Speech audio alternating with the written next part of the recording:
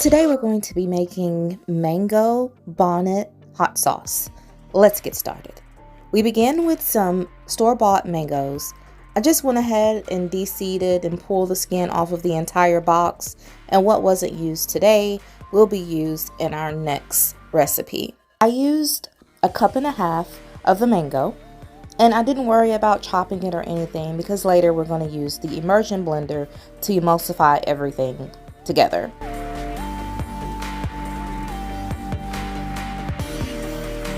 To that, I added 1 cup of apple cider vinegar, using the one with the mother for the best flavor.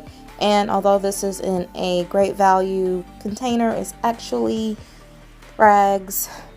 They pick at me for saving these containers, but who wants to pour that big old container into a bowl? That's a fine way to mess up your recipe.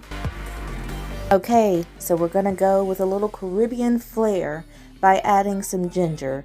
You guys know that we have bought ginger and dehydrated it, and we use it often dehydrated in our teas. We just reconstitute it in the hot water. Since this is going to be cooked on the stove, it will reconstitute just fine.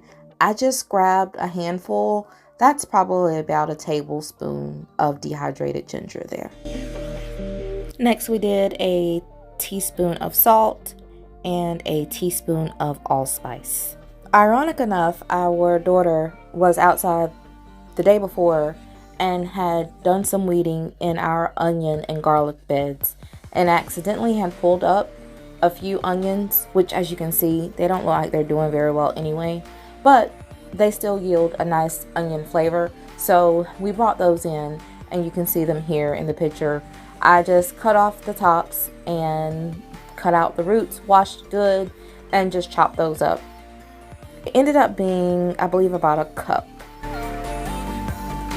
And here is the star of the show. These are our Scotch Bonnet peppers, just one of several bags that we have in the freezer. We intended to work with these over the winter, but the winter proved to be very, very busy. So we're finally getting around to using these. I used 5 for this recipe because I wanted to do the very first one mild. After they start to cook a little bit, I did go back and pull them out and pull the stems out so that those stems did not get emulsified when we put the immersion blender to it all. Now, the recipe that I chose to loosely follow, you know I have to modify everything, was from chilipeppermadness.com, and they suggested using garlic cloves. I think we still have some garlic cloves in the cabinet, but I hate peeling garlic, like I hate it with a passion. So I happen to have these garlic scapes still in the refrigerator from a previous harvest, and these yield a very mild garlic flavor. The aroma is just really nice. You can use the tops and the bottoms, and that's what I did. I cleaned them good for the second time. Then I chopped them up and put them into the mix. Again, I'm not worrying about chopping things very finely, as the blender is gonna take care of all of that for us. So this is what it looks like.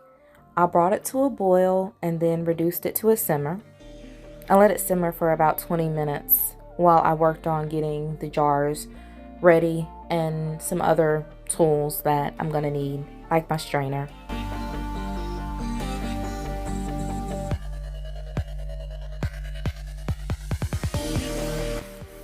Using my spatula, I agitated the mix, pressed it through so that we could keep all the pulp separate from the liquid.